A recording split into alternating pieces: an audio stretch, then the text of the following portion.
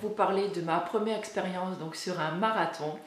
Vous n'êtes pas sans savoir, ou alors si vous ne le savez pas, je sais pas, parce que j'ai vraiment, je crois que j'ai gonflé la tête à tout le monde avec ce marathon donc, que j'ai couru donc, le 12 octobre. Je l'ai fait en compagnie de mon mari et de 2 amis. Donc tout le monde a réussi donc, son marathon, sauf moi bien sûr. Voilà, je sais aujourd'hui ce que ça veut dire le mur des 30 km et malheureusement je me suis pris le mur en pleine poire et je n'ai plus réussi à avancer.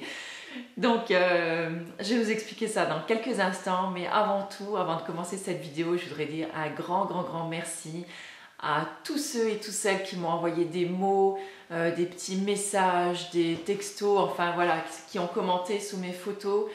J'ai envie de vous dire un grand merci pour tout votre soutien et tous vos encouragements. Ça m'a vraiment fait chaud au cœur.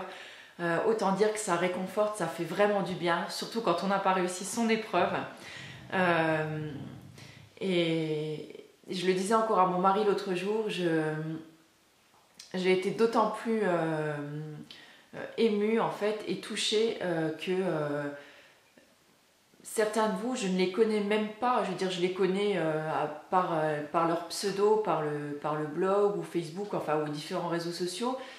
C'est des personnes que j'ai jamais vues et voilà, et elles se montrent plus chaleureuses que certains membres de la famille qui n'ont même pas pris la peine de prendre de nos nouvelles après le marathon.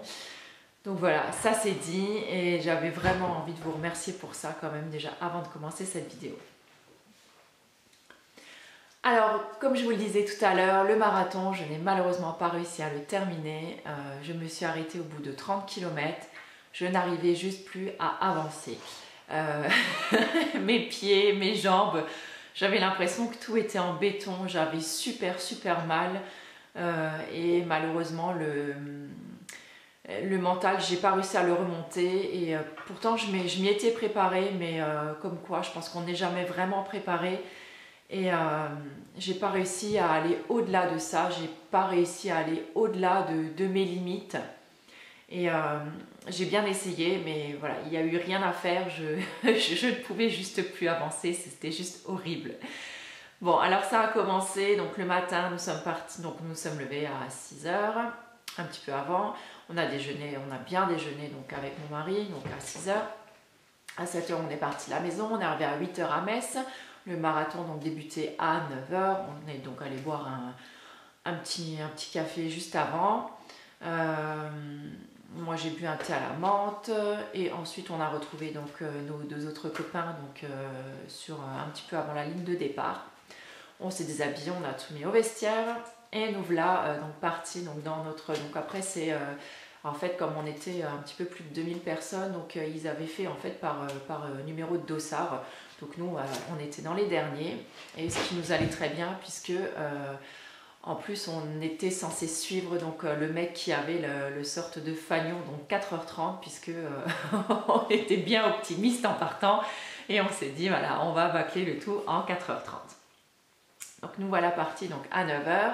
Donc à 9 h en fait il donne le top départ, donc juste avant vous avez un peu de la musique, vous avez un lâcher de ballon, il y a énormément de monde sur les côtés au niveau du départ, c'est assez grisant j'ai envie de dire.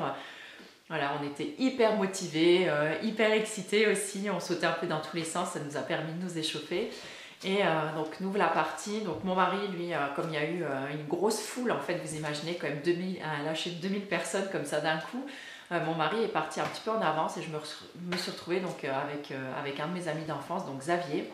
Et donc en fait j'ai fait les premières bornes avec lui. Donc lui avait quand même déjà un petit peu d'expérience, avait un peu plus couru. Il a une foulée quand même qui est un petit peu plus rapide que moi. Donc il a été sympa pour pas me laisser toute seule en fait. Donc il a dit je fais les premiers kilomètres avec toi, le temps que tu te chauffes un petit peu et tout. Donc là tranquille en fait on a couru donc à travers les rues de Metz. Et ma foi, les premiers 10 km se sont extrêmement bien passés puisqu'on les a tartinés donc, en 1 heure. Donc, ouais, ce qui est une bonne moyenne pour moi puisque c'est à peu près ce que j'arrive à faire. Donc, je me suis dit, voilà, nous voilà bien partis, c'est sympa. Et puis, au bout de 10 km, donc, on a commencé à quitter donc, les rues de Metz pour le long périple de 30 bornes encore qui nous attendait. Et arrivé à 15 km, donc mon copain Xavier m'a dit écoute si ça ne te dérange pas, moi je vais essayer donc de tracer un peu et parce qu'il avait envie de courir, voilà, tout simplement à son rythme. Et ce que je comprends tout à fait, donc je lui ai dit vas-y, il n'y a pas de souci. Entre-temps, j'avais ni revu mon mari ni David, donc celui par qui le scandale est arrivé, parce que c'est à cause de David, donc grâce à David qu'on s'est inscrit donc tous à ce marathon. Et donc je les avais pas revus, donc là je commençais un petit peu à peiner aux 15 km, donc il y a eu la première jolie côte qui est arrivée. Et là j'avoue que je commençais déjà un petit peu à tirer la langue. Alors est-ce que je suis partie peut-être un petit peu trop vite dans les premiers 10 km? Pourtant voilà, je n'avais pas l'impression de courir vite, j'étais pas du tout essoufflée, on arrivait encore à discuter pas mal avec Xavier, d'ailleurs même avec d'autres coureurs, et on a partagé un petit peu, mais je commençais à me sentir un petit peu vide. Et il est arrivé le moment où j'ai commencé à ressentir de la faim. Et j'ai vraiment eu très très faim. Donc à savoir que quand on court nous à la maison, on va courir en général une demi-heure après le petit-déj. Donc j'ai l'estomac, je ne vais pas dire lourd, mais j'ai quand même l'estomac qui est quand même bien calé encore à ce moment-là. Et je ne sais pas si vous vous rappelez, mais j'avais essayé déjà de courir à jeun et franchement pour moi ça a été voilà, une mauvaise expérience, j'ai envie de dire. Parce que courir à jeun, j'y arrive juste pas. J'ai l'impression d'être complètement vide. Au bout d'un kilomètre, voilà, j'ai plus de jus du tout et je n'y arrive plus. Et c'est pile la sensation que j'ai eue au 15e kilomètre. Donc dans cette côte, j'ai l'impression que cette côte était juste interminable. Pourtant, elle n'avait strictement rien à voir avec les maxi-côtes qu'on a chez nous et qu'on a pu courir nous. Et des côtes que j'arrive encore à grimper après 12 km, encore lentement, mais je vais dire, j'y arrive sans souci. Et là, je commençais à peiner déjà, donc je me suis dit, oh bon sang, il en reste encore un bon nombre à tartiner derrière, je ne sais pas comment ça va aller. Et là, en fait, je vois mon mari, je me tourne, en fait, comme j'étais toute seule, je me retourne pour voir un petit peu le monde qui restait derrière moi, et je vois mon mari qui arrive, donc là, ça m'a reboosté un petit peu, donc j'ai continué un petit peu à suivre, et petit à petit, en fait, mon mari s'est éloigné, et moi, j'ai commencé à perdre un petit peu de jus encore une fois. Donc arrivé à 16-17 km, donc je trottinais tranquillement puisque vraiment j'avais plus du tout l'allure que j'avais au départ. Et là j'ai David qui m'a rejoint et pareil lui j'ai l'impression qu'il commençait un petit peu à peiner aussi.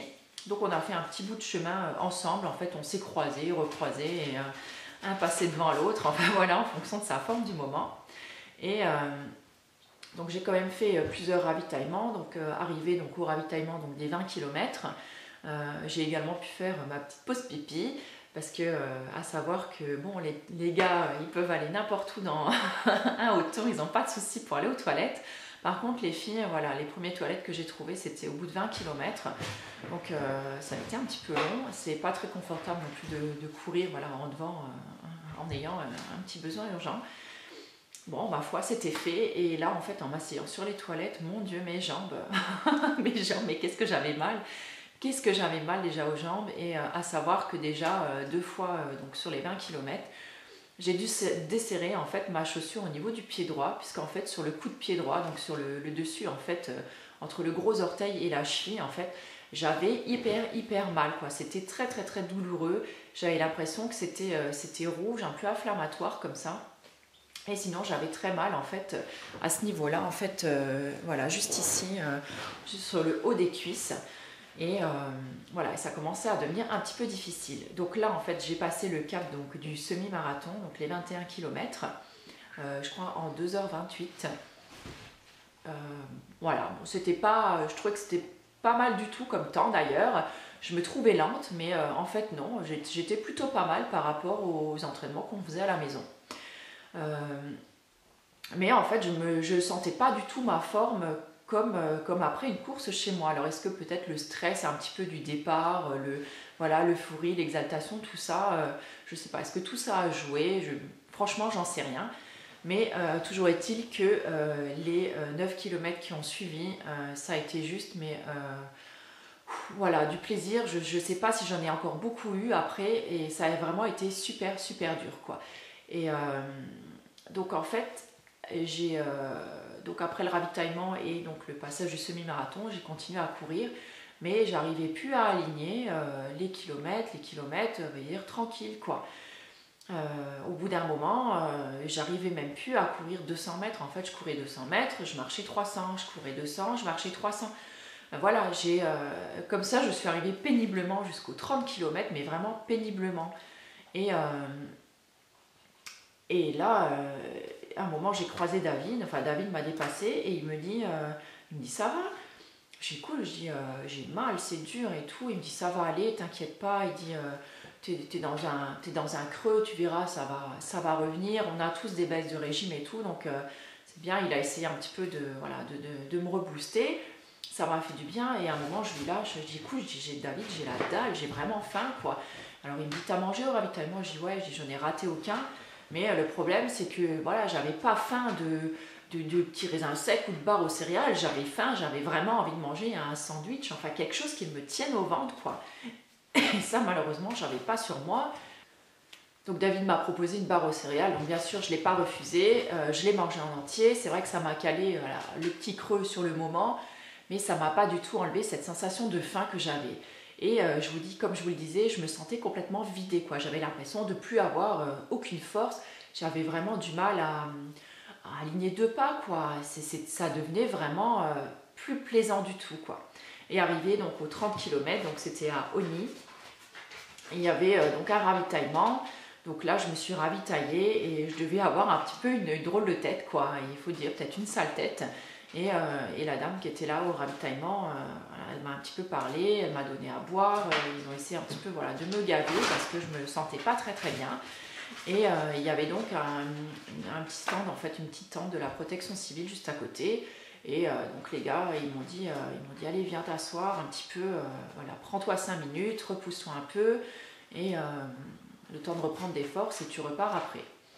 Bah, le problème c'est qu'une fois que je me suis assise dans leur tente, donc ils m'ont massé les jambes et ils ont été bien gentils, franchement c'est des gens adorables, mais j'ai essayé de repartir mais j'arrivais plus quoi. Mes jambes, je n'en pouvais plus, j'avais tellement mal sur le dessus du pied, je pouvais plus. Et quand on m'a proposé, on m'a dit écoute la voiture balai est là dans moins de 10 minutes, si tu veux tu peux la prendre et on te ramènera donc à l'arrivée. Et quand je me suis rendu compte qu'en fait il n'y avait plus qu'une dame qui courait derrière moi et qu'on était vraiment les deux toutes dernières de tout le marathon, là j'ai eu un gros moment de découragement. Je me suis dit bon sang, je me retrouve là toute seule, j'ai mal, j'avais faim, j'étais crevée, donc là ça faisait quand même presque 3 ou 4 heures que je courais maintenant. Et voilà, j'arrivais plus du tout à me remotiver. Il y avait deux ou trois autres personnes qui étaient là, qui attendaient la voiture, donc la voiture balai. Et franchement, voilà, peut-être si l'autre dame, je ne savais pas du tout si elle allait continuer ou pas, parce que moi je suis partie avant la voiture, mais finalement elle a terminé. En fait, c'est la dame qui est arrivée toute dernière, et franchement, je lui tire mon chapeau parce qu'elle est arrivée en presque 6 heures, donc vous vous rendez compte, et elle a encore couru 2 heures.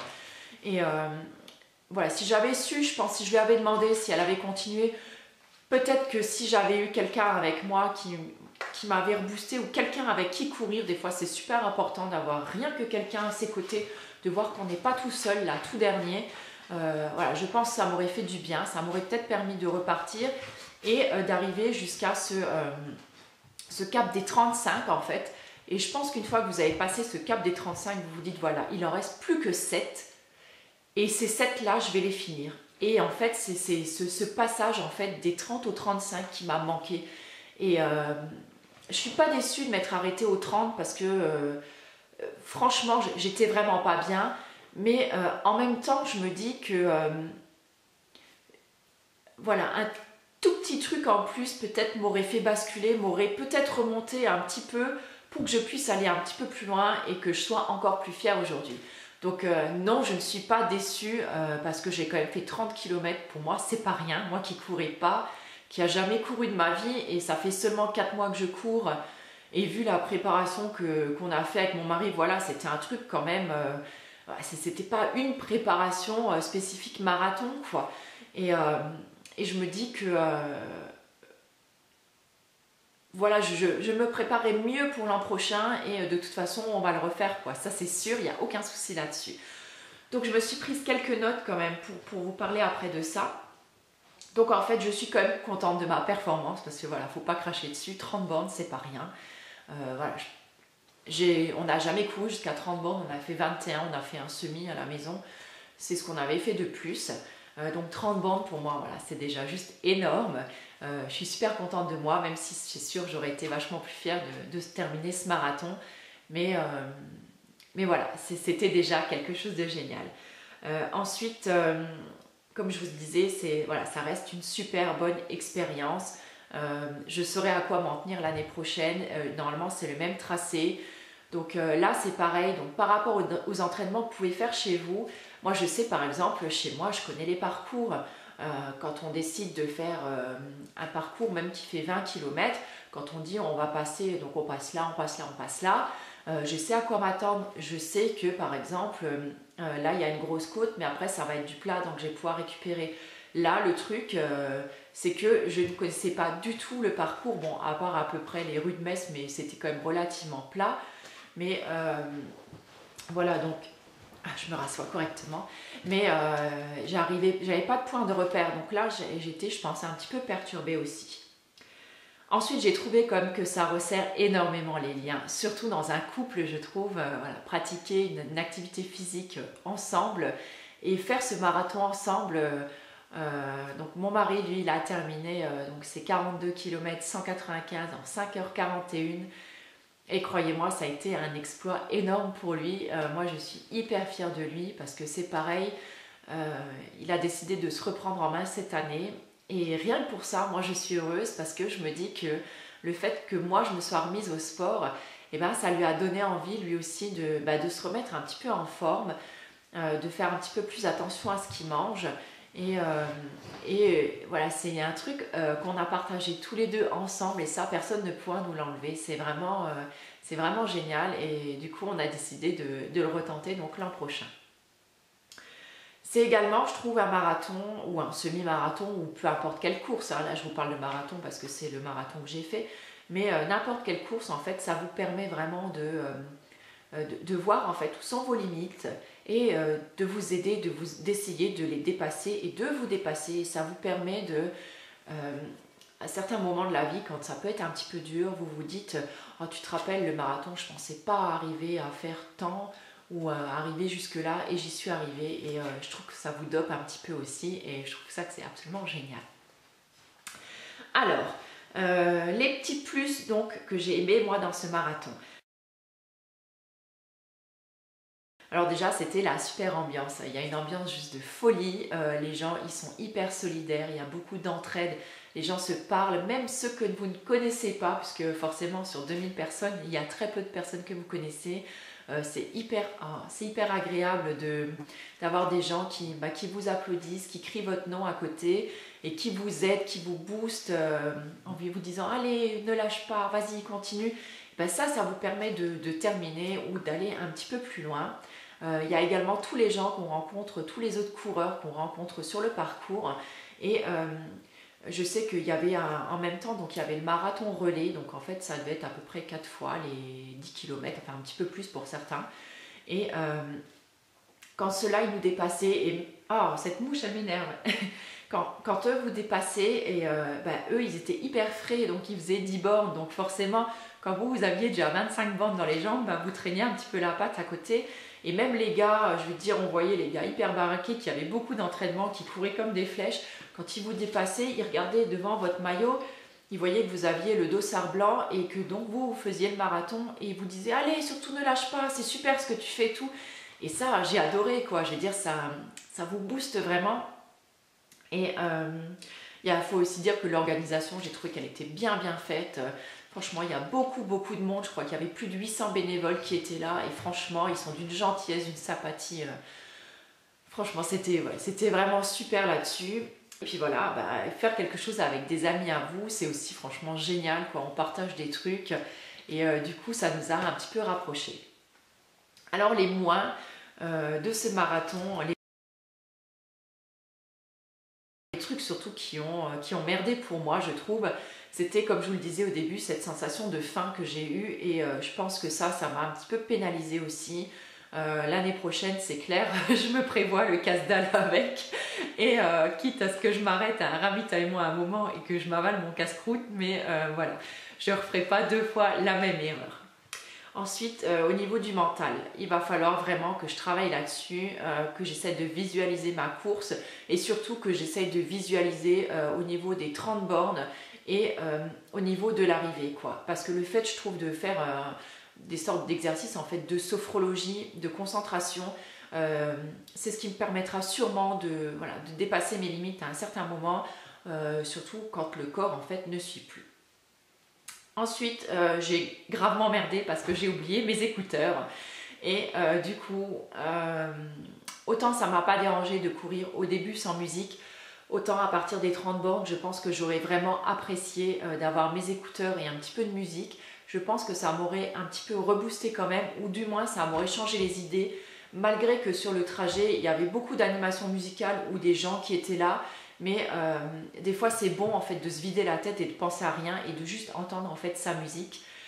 Et le fait que j'avais pas mes écouteurs, je ne pouvais pas non plus savoir exactement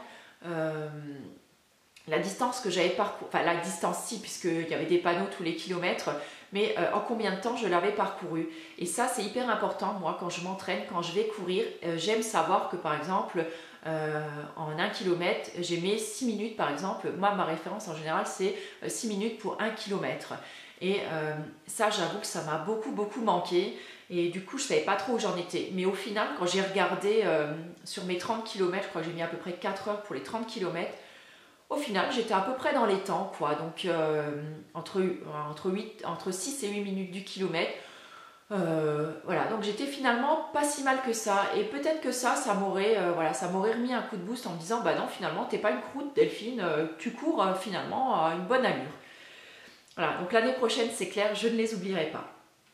Ce que je vous disais tout à l'heure, voilà, c'est le contexte n'est pas du tout le même qu'à l'entraînement, vous pouvez pas du tout comparer ça en fait à votre entraînement, donc ça m'a peut-être un peu déroutée, j'en sais rien. Voilà, je ne suis pas en train de me chercher des excuses, j'essaie juste d'être objective sur ce que j'ai fait. En tout cas, ça n'enlève rien à ce que pour moi, voilà, 30 bornes, c'est pas rien.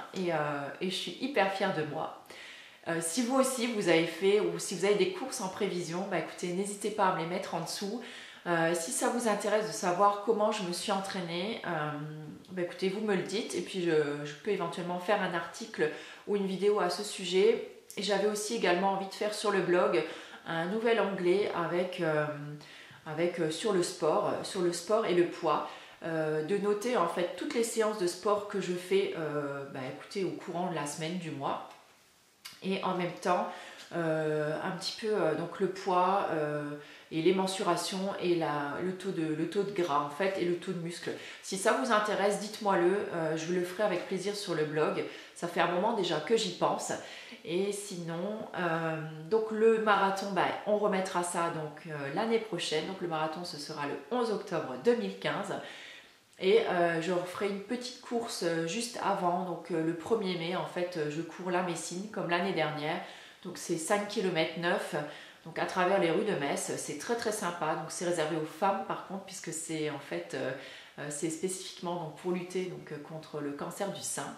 Et je trouve que c'est une super initiative. L'an dernier on était 6700 à courir, je crois que cette année ils tablent sur au moins 10 000 personnes, donc ça va être juste énorme. La Messine c'est un truc incroyable. Et si vous êtes du coin, si vous êtes de mon coin, ou si vous êtes du coin de Metz ou des alentours, je vous invite vivement donc à vous inscrire. C'est 12 € l'inscription, une partie ou l'intégralité, je ne me rappelle plus des fonds, va donc pour la lutte contre le cancer. Et voilà, 6 km, c'est pas le bout du monde. Si vous n'arrivez pas à courir, ils font également la Messine, mais en version marche.